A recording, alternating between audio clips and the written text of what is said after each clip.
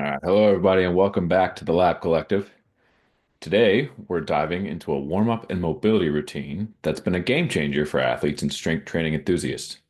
The Agile 8, if you're not familiar, it was developed by Joe Defranco. We're going to break this routine down a little bit so you guys have a little bit more understanding.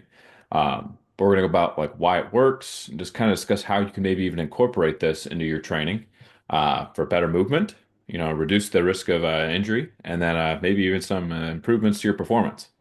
But first and foremost, why does mobility even matter, right? So I guess the question would be, how are you as an athlete properly warming up before your training, right? So let's be honest, a lot of lifters, depending on time, will either skip it entirely or will half-heartedly go through the motions. But in reality, if you want to be able to lift heavier, move better, and reduce your risk of injury, uh, the structured warm-up really isn't optional. It's more of an essential and can lead to more success down the road. There's a lot of research that actually goes out there and will say that a dynamic warm-up will improve joint range of motion, enhances neuromuscular activation, and can even boost strength and power output if done properly.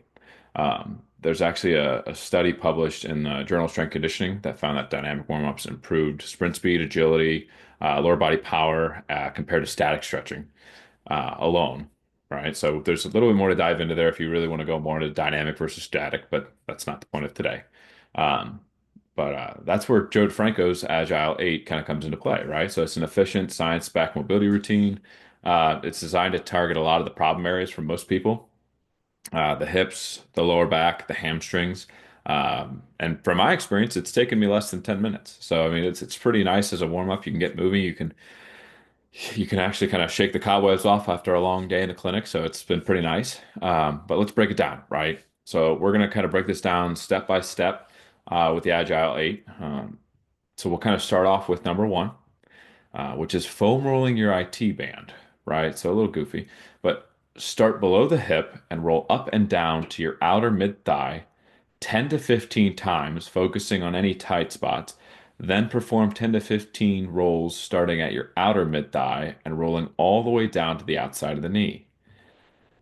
Now, I have a little bit of a hang up with that. And I would say, if anything, this is nicer for my lateral quad because we know that rolling the IT band isn't really going to cause a whole lot of deformation to the IT band. It's not really going to improve your mobility, but it can bring blood flow to the quadriceps in that area, which is not a bad thing, especially if you got some heavy squats coming your way. Um, but if you're really going to get into it, go more up towards the TFL, start rolling out that sucker, maybe lacrosse ball on the wall. That's actually what I've been doing. Or I'll get out one of my alpha balls and I'll roll that out. Um, the next part is foam rolling your adductors. A little bit of a tricky scenario, but it is possible. I promise you, it is possible. But you're going to start below the crease of your hip and roll up and down your mid thigh 10 to 15 times, focusing on any tight spots. All right.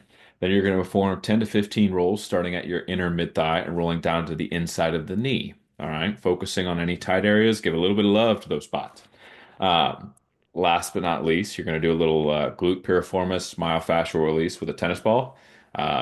If you have glutes like mine, a tennis ball won't do the justice, so you might need a lacrosse ball there as well. Be nice to yourself. Don't be overly brutish with it.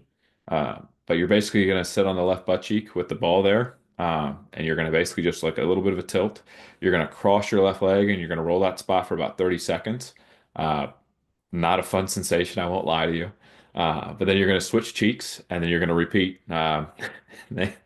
And what I'm reading from is actually from T Nation. They actually added a little thing on there that says, "Feel free to cry." Uh, I don't know if I'd want you crying doing it, but I won't lie. If you finally get there for the first time, you're like, "Oh man, this is tight." You might have a little tear or two leak out a little bit. So, worth looking into.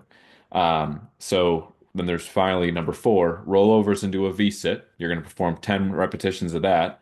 And I'll attach a link. There's actually on T Nation, they have an entire video for that. So I'll probably link the video to this so you guys can see what the rollover into a V-sit looks like. Um, for number five, there's fire hydrant circles where you're going to perform 10 forward circles and then 10 backward circles with each leg. Mountain climbers is number six. You're going to do 20 total reps. What they have is called a groiner, where you're going to do 10 reps. You're going to hold the last rep for about 10 seconds, making sure to push your knee out with your upper arms while dropping your butt down. So I think this is some of these descriptions might be better to have more of a visual to go along with it as you're listening. And then finally, a static hip flexor stretch where you're going to perform 3 sets of 10 seconds on each leg, right? So you're going to complete all 3 sets on the side before moving to the other. Um, so how can you start to use this warm-up routine um, for your own training, right? So how are we going to go about implementing this? So, one, you can use it as a warm up before all of your lower body lifting. That's what I've been doing over the last month. I've been using the Agile 8 before any time I'm doing a sumo deadlift. Kind of opens up the hips, gets the adductors a little bit more free, I'll say. I haven't really destroyed my glutes that much with the lacrosse ball. I've actually been primarily doing it along the wall, so I've kind of modified it for myself. You can also use this as a standalone mobility session. So, like on my Sundays when I have like 20 to 30 minutes free time, or if I'm doing stuff like this, recording for you guys, I want you guys to think about if you got 10 minutes, you can go through this 10-minute mobility session. Why not? Right?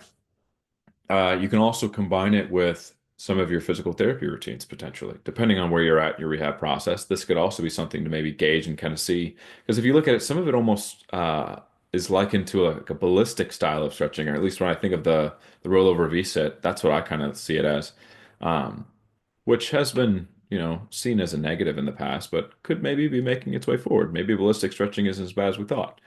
Um, but the big thing with mobility routines is just consistency. If you're doing it once, maybe every blue moon, once every 2 or 3 weeks, you're not really going to notice much of a difference with this, right?